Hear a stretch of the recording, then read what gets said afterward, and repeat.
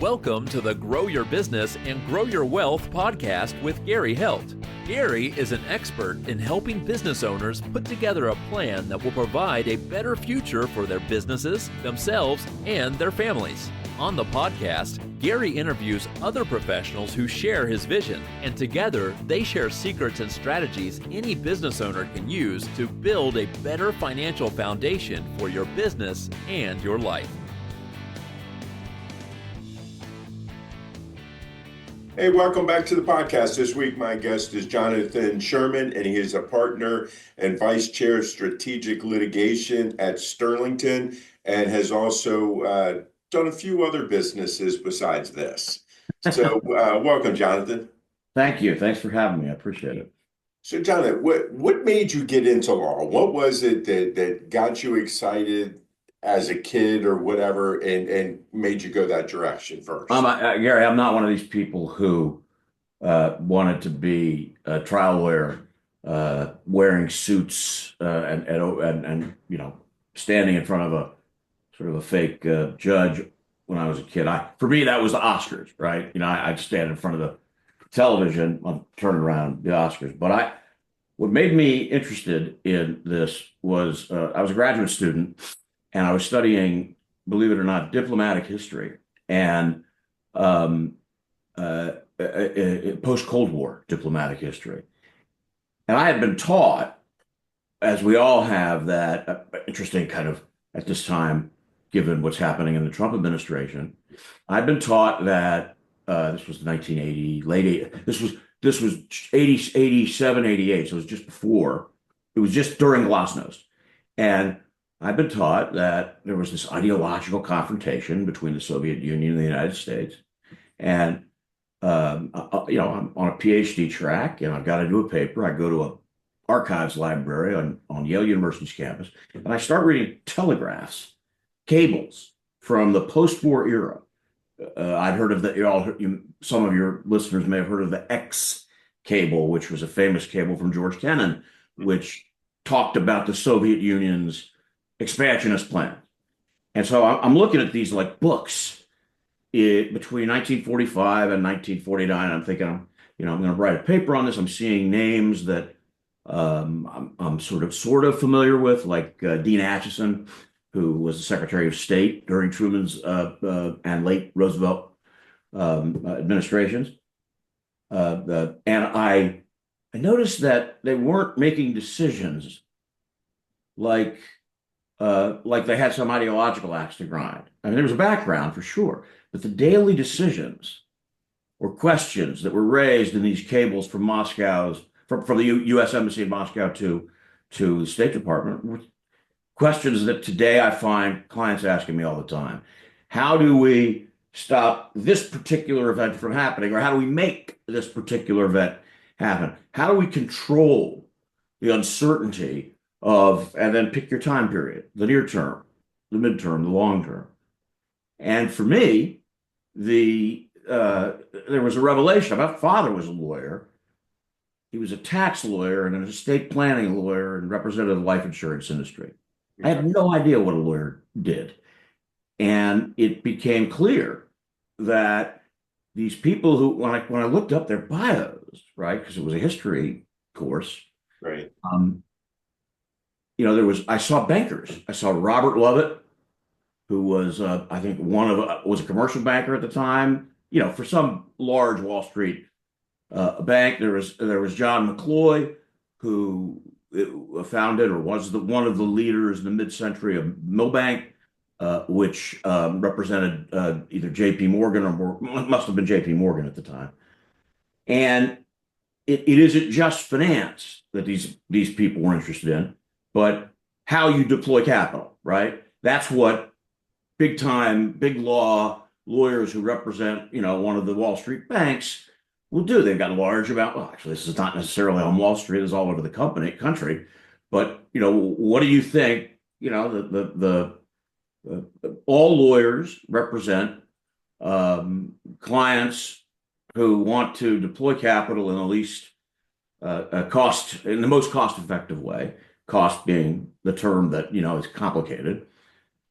But when I came away from it, from the research and wrote the paper, I had this really strong sense that what we think of now, or what we thought of even then, as this ideological fight that, was coming to a close, or hopefully was coming to a close with Glasnost, doesn't start when you're opening a page of a fairy tale and it says once upon a time. It started on, whatever the Potsdam Conference was, like July 6th, 1945, comes to my mind just because I studied it, right?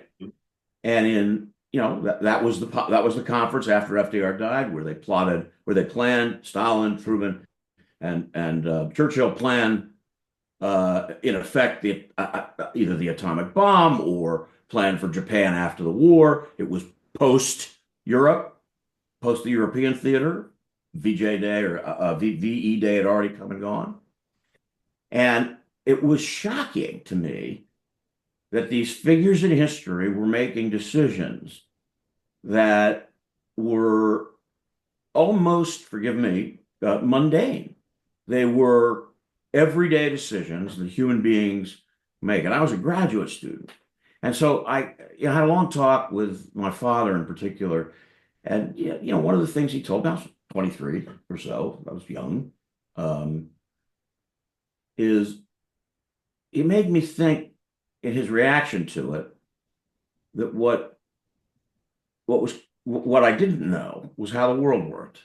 Mhm. Because I didn't know how large businesses or small businesses work for sure. I couldn't read, remember they used to have the stuff, what's now in Yahoo Finance or whatever, on your 27 screens, used to be in the Washington Post and the New York Times at the back, all stock quotes for the average and the high and the low each day. I didn't know what that meant.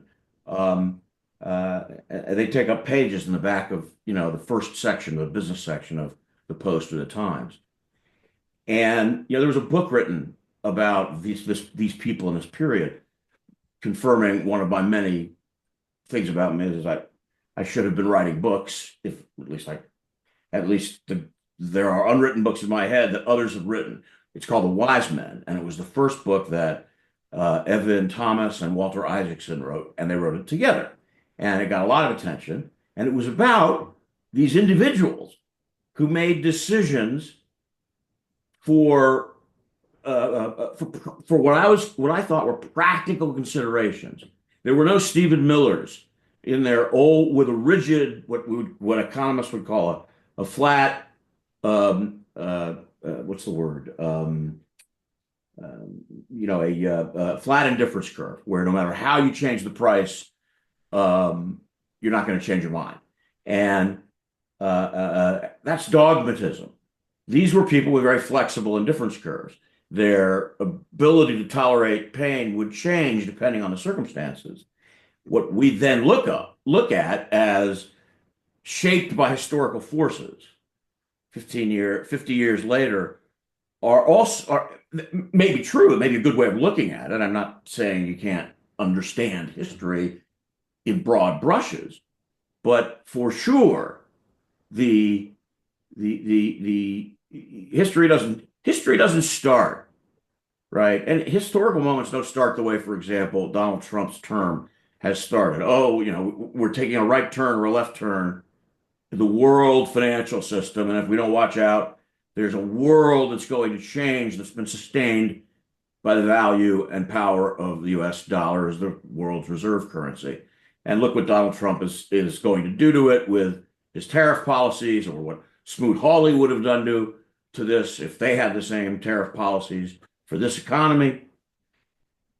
We tend to think of history and if you want to be a historian, backwards. But if you're a lawyer, your job is to use what has happened in the past, and specifically with regard to your client, but also the context in which the contexts and communities in which your client operates, and predict, given what your client both wants and what you then if you empathize with your client enough, as you should, think your client needs, given your experience in similar situations, not unlike a doctor.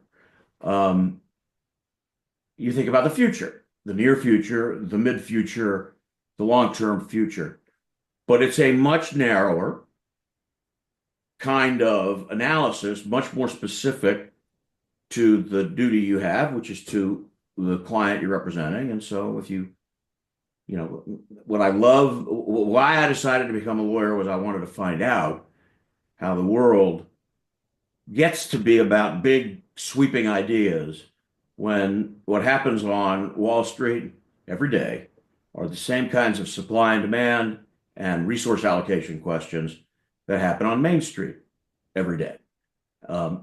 It's the best analysis. Yeah, I mean, it turns out that part of being a lawyer, at least actually most lawyers, the 1.3 of the 1.4 million licensed lawyers who you don't see on TV, who don't do the defending of democracy, but the ones like me who work with those people, but work with them on big civil litigations or preventing civil litigations. And the more you are involved in any particular, in my case, litigation, the more you know that it's just about humans. The corporation is made up of humans.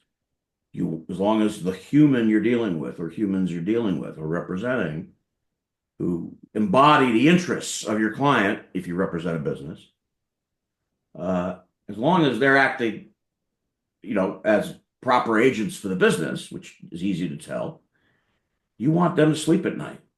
You want to read their minds the way a good salesman reads a potential customer's mind. The only difference between what I do and what businessmen do is my job is to kind of look behind you.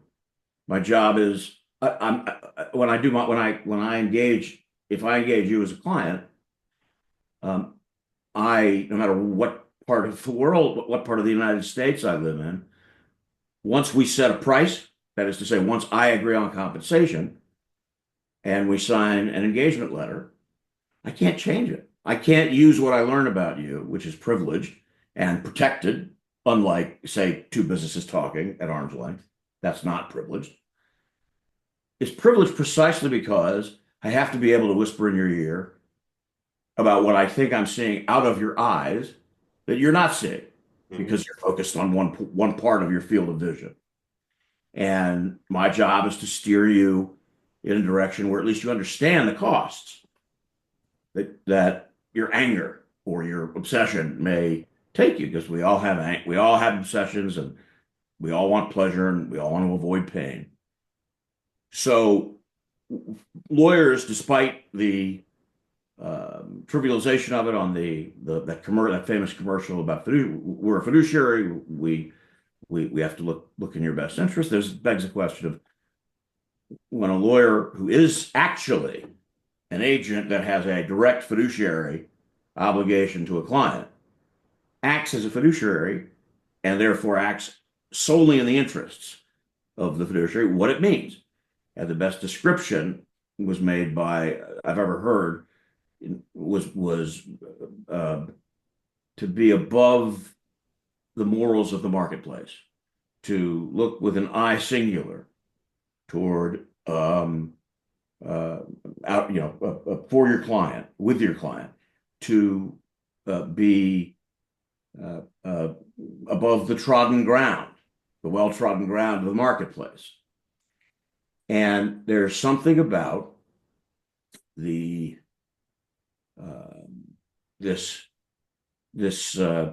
very significant trade-off where I get privileged information that reinforces the notion that, unlike if you gave someone privileged or private financial information at a party, a cocktail party, and they turned out to be your competitor or someone who wanted to invest in a competitor,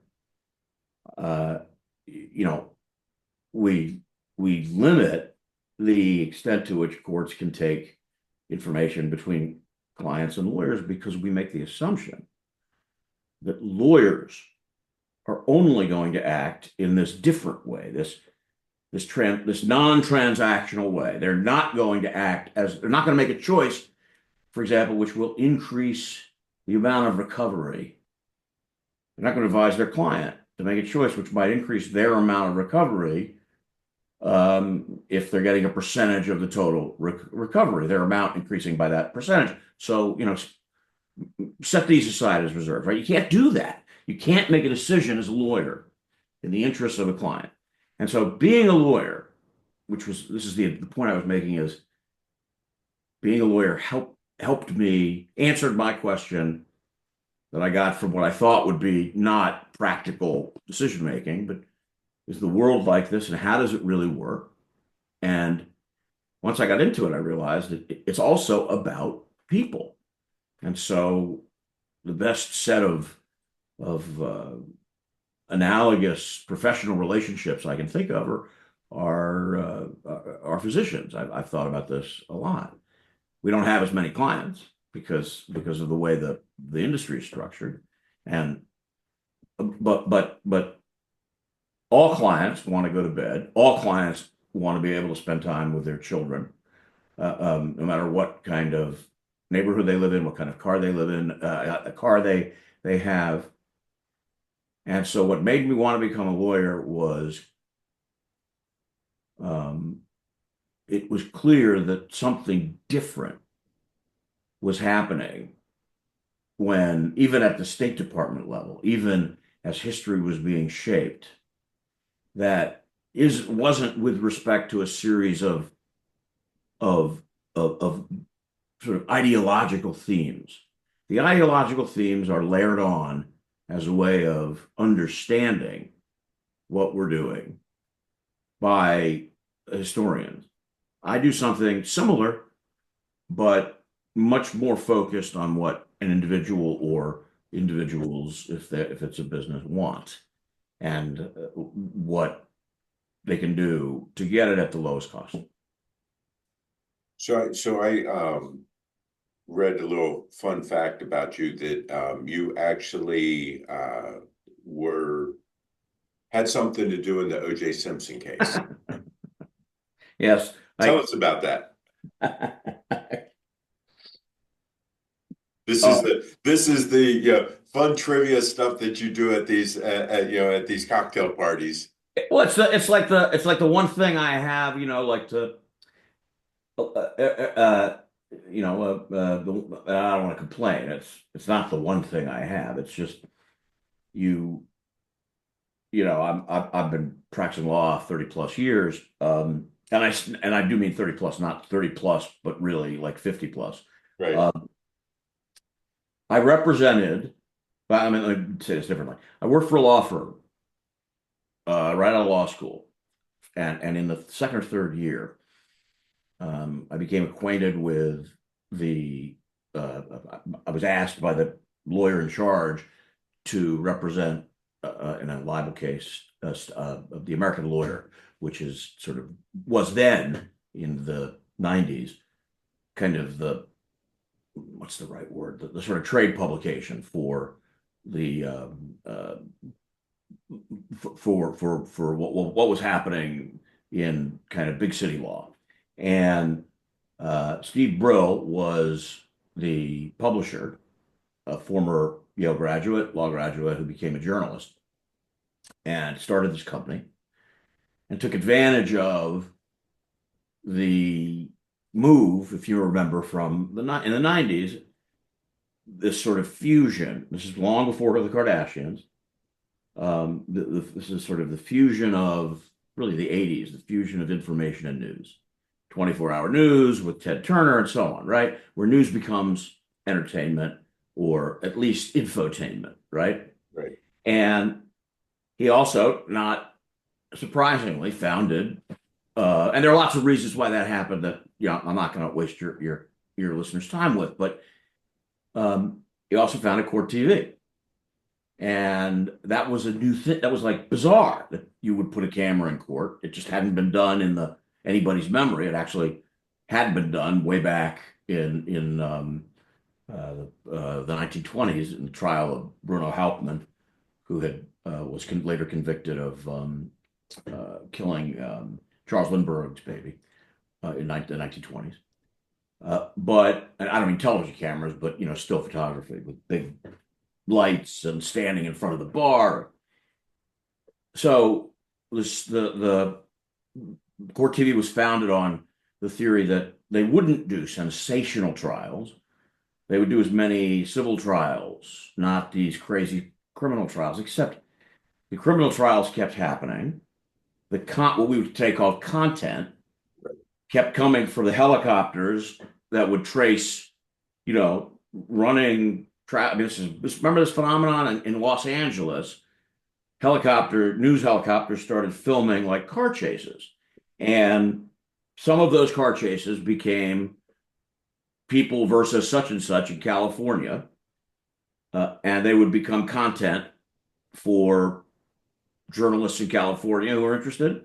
If it was a national case, journalists all over the country, and of course, Court TV when trials there, and the greatest of them all, which didn't happen first, was the low-speed chase on I think it was June 16th or so, 1994, where OJ Simpson, who was my childhood hero, because I remember watching him as a 9-year-old rush for the game. He rushed for the Bills, I think against the Jets, but I could be wrong, for 2,003 yards for a first guy had ever done it in a 14-game season.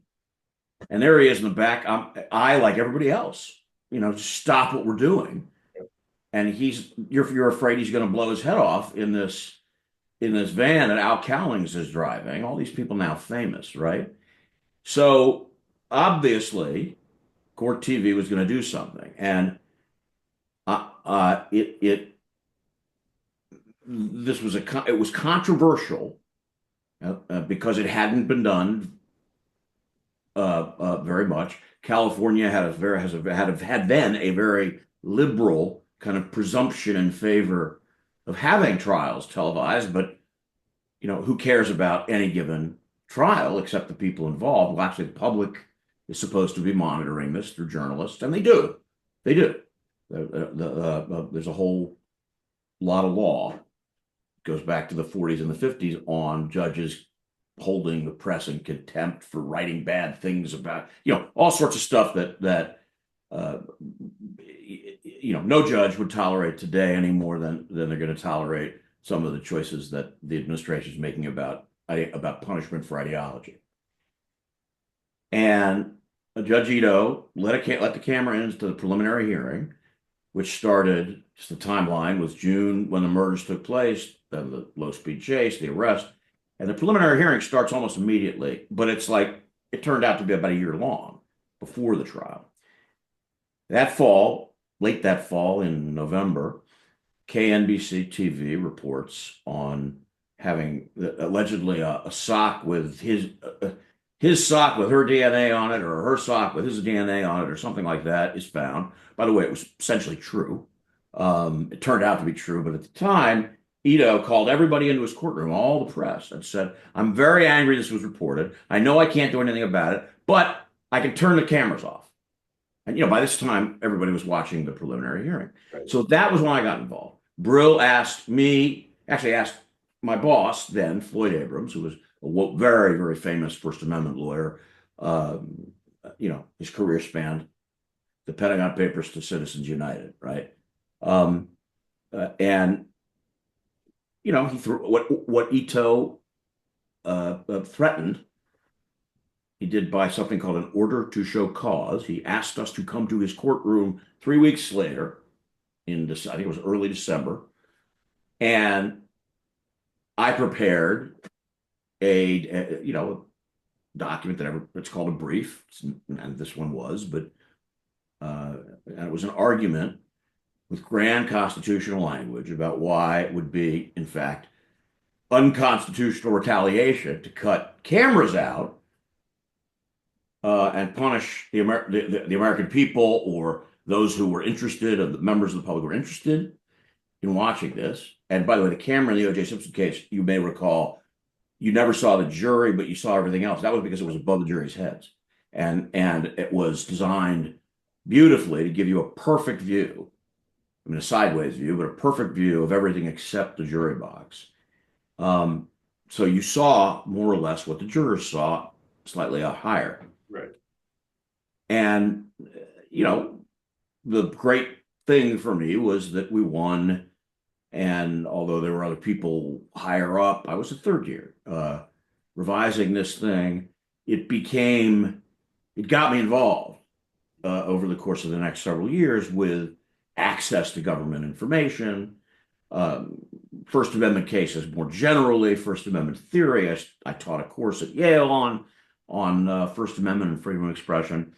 And so, yeah, the OJ Simpson case came at a very good time for me, in a very kind of like, at a 45-degree angle. I'm not a criminal lawyer. I wasn't, working on the DNA evidence. I wasn't working for the state. I mean, it doesn't appear that any more than 2 or 3 people were working for the state.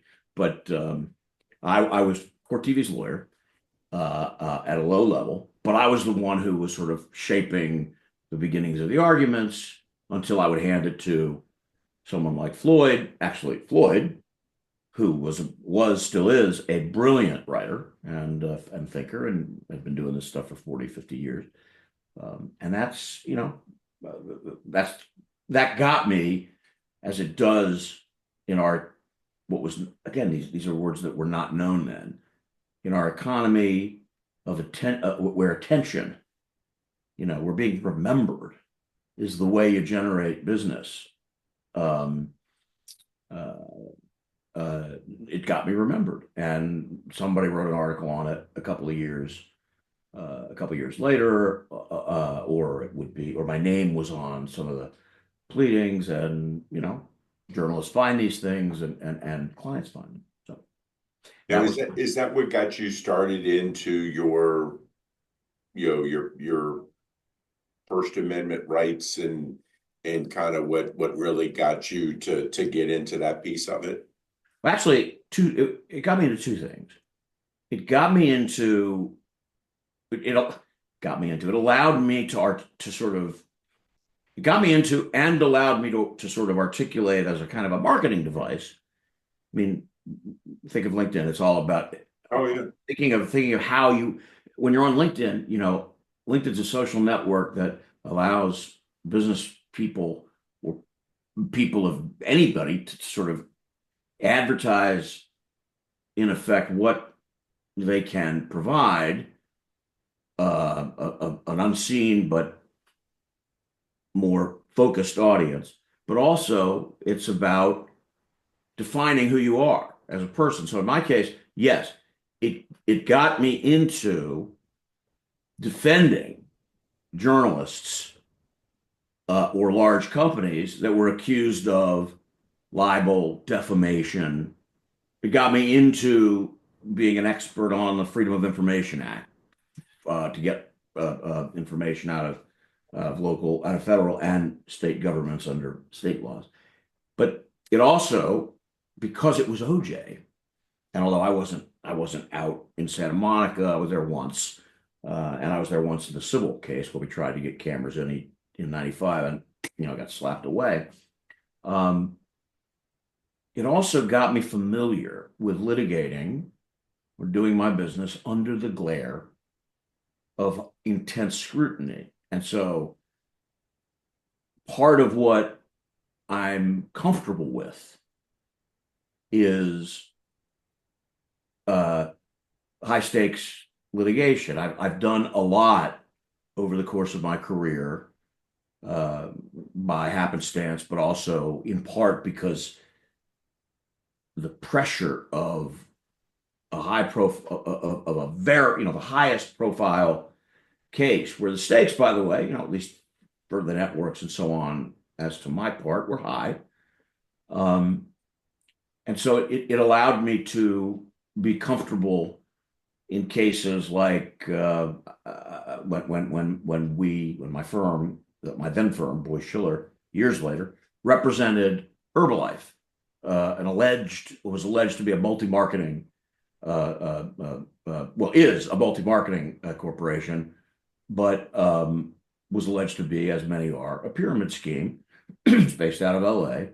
And one day, Bill Ackman, in the news today because of his support and occasional criticism now of Trump on tariffs, hedge fund billionaire Bill Ackman, at the time, Pershing Square, his hedge fund, this was 2012, was worth, I don't know, the investments were under management, the assets under management were something like $9 billion.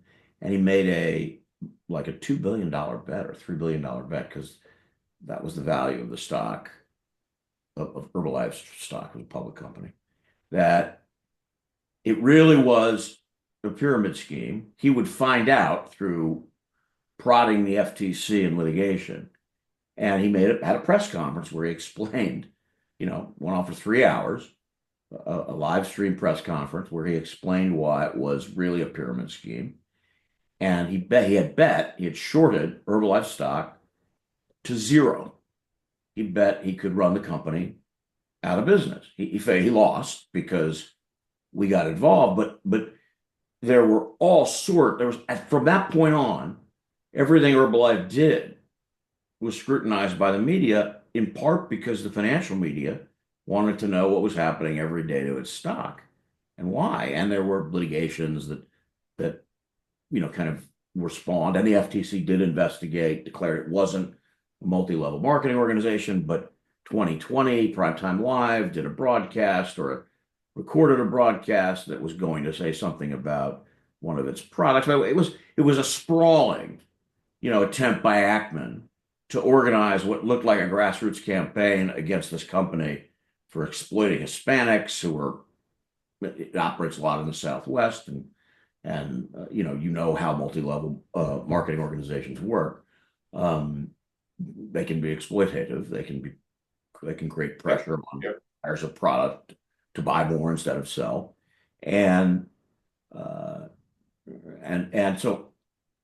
the OJ Simpson case gave me a sense that how lawyers, if at all, changed what they did when they knew that the market might react to something that happened in their case, or if somebody might win, one of your clients might win a motion where you expect them to win a motion in front of a judge, but he or she lost, and you'd have to figure out why. Because this is important to Chicago or to Dayton, because it was happening in that city. So lots of cases. I've had an unusual number of cases, and I'm not talking, again, I'm not talking about what you see on TV with people arguing in front of the Supreme Court. I'm talking about hardcore commercial kind of events, or big events that are commercial events, like we represented Sony when the guy who runs North Korea, Kim Jong-il, allegedly stole or had agents steal the script to a movie with Seth, can't think of his last name, and James Franco, about him, satire about him, the dictator. And he didn't like it. So somebody stole the script and disclosed the script through the internet to various reporters, who then, in effect, killed the opening, because they had to, because if you're disclosing if a copyright holder's a copyright holder's great moments, is the chance to build up a marketing campaign. Here's my intellectual property. Here's the movie, and it was a funny movie.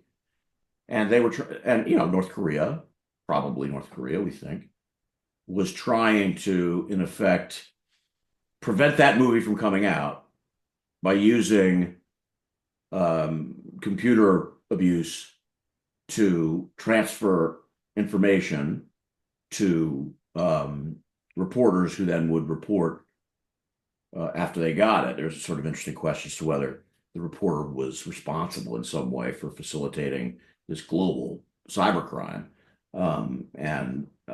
Things like that get attention by the press too.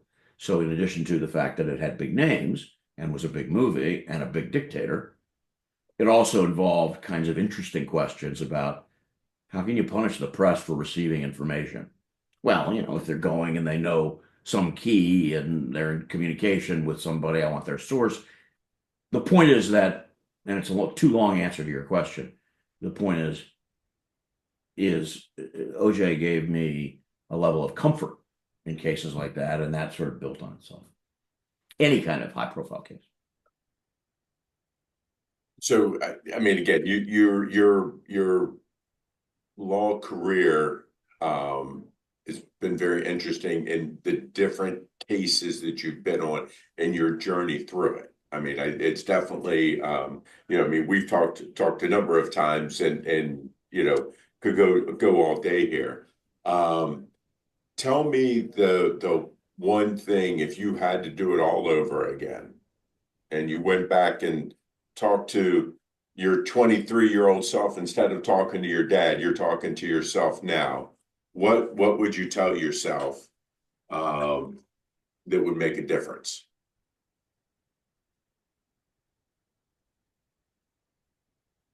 Well, I'm going to start by answering your question that there's a sort of an assumption implied in your question that about what make a difference means, right? Like there's lots of things I could tell myself that would tank my career. And while I'm not, I don't know how success as a lawyer is measured. Number of wins, number of satisfied clients, number of lists you're on, these who's who lists. But you're on quite a few of those too. Yeah, but I mean, some of that is because I know a little bit about PR from the work that I've done, right? And some of it's because of that. Some of it is because I have a more engaging personality. But here's the answer to your question. Shut up more is what I would tell myself. Not because I think, but not because I believe to a certitude that intentional listening, or rather listening with intention, must always be, can only happen when you're silent, right? One of the things that, just to explain quickly, one of the things that, you probably know from your work and your guests often know, and I'm sure your listeners do, negotiation, one of the great tactics of negotiation is doing something, whether it's listening or talking or yawning or something, that changes the way that manipulates your counterparty or adversary into thinking you think something that you don't actually think, which means they either lose attention to the thing they should be focused on with you, or they think they're in a conversation with you rather than a negotiation. And so one of the tricks that I do is, because it's just part of my natural personality, is thank you, Mom, is I talk when I listen when I talk. I'm not doing it now because I'm looking at a green light rather than your face, but I try very hard to sort of help my clients, in part by seeing how they react to my natural reactions to what they do. Some of that today, that's who I am, right? But I probably would tell myself, and it sounds like a little thing, but it probably has held me back in certain respects, or not. A better way of stating that would be probably underserved certain clients in ways that I wish I hadn't, is shut up a little more when other people are talking. There's no reason you can't use that and how you're behaving in that as a mechanism for getting information in negotiation or using it. And it surely gives people the impression that you're listening, which is also a very valuable negotiation technique. And that, as you probably have figured out from my ability to answer just 2 questions in this 45-minute segment, that's something that probably would have given you a chance to ask more questions and gone in more directions. So that is one thing I would have told myself. I don't have I'm happy with the way my life turned out. I got a lot of pictures of my kids here. They're good kids. Right. And I think I just always find it interesting because when I first started out, if I had a chance to go back and talk to myself, it's kind of like, that's my thing too, is like, yo, shut up and listen more. Because I think especially when we first start out, we're trying to impress people with our knowledge.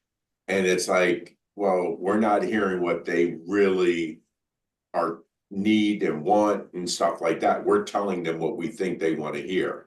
And that's something that I'm with you there. And I've definitely learned that over the years and have tried to be a little bit better at doing that. So I'm on the same board as you with that. You do it professionally. I mean, I think of when you're talking about what you're talking about, I think of my early days at that same law firm with a different partner, the same law firm Floyd was at, kind of coming up with an idea in the middle of an assignment and rushing down to his office, not just wanting to show the idea, but wanting to show the enthusiasm, interest, which of course I generate, starting with my mouth, but also with, the waving of the hands and the intensity. And that enthusiasm has become a significant benefit, both perceived and actual, in business development, in the way that I get and maintain credibility with judges.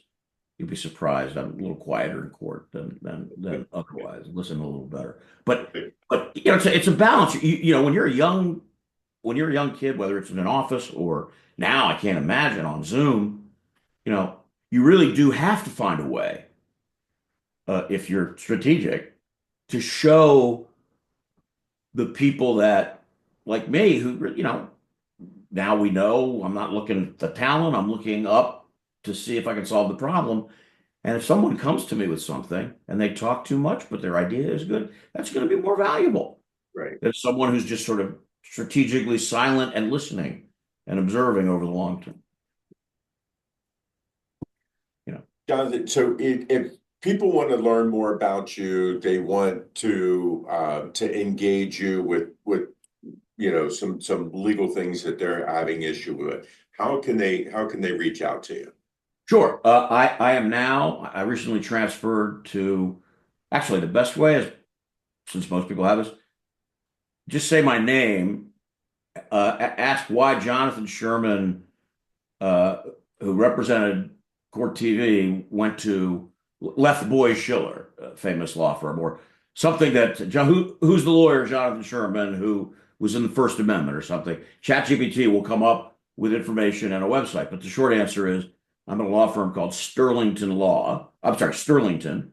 It's a real law firm, and it's not, Sterlington is it's not the name of anybody at the firm. It just sounds like a firm name, but it's some serious lawyers. You'll see when you get there. It's www.sterlingtonlaw.com. That's the best way to do it. You can also type my name, and if you know who David Boies is, just type Boies, because I was there 24 years. He's a very well-known lawyer. It's a very well-known firm, great firm, and it will show you where I am. But I've taken all this, a lot of both high-profile and mundane work, and I'm now at a law firm that is a little more tech savvy, and by that I mean the structure of the firm is a little more tech savvy, built for the remote era, but not completely remote, and a lot of fun when you feel safe in building a business based on you rather than a brand that most people need earlier in their careers. So Sterlington PLLC, One World Trade Center. Appreciate your time today. Enjoyed our talk. It's Look forward great, to talking Gary. with Great, you great some to more. meet you a couple of weeks ago, a couple of months ago, Yeah. and I hope I hope your listeners got something out of this, and if not, have them call me, and I will keep them on the phone for 20 hours. There you go. There you go. Thank Really you so much for appreciate having your me. time. Yeah, definitely. Hey, my guest was Jonathan Sherman, who's a partner and vice chair with strategic litigation at Sterlington, and I'll see you guys next week.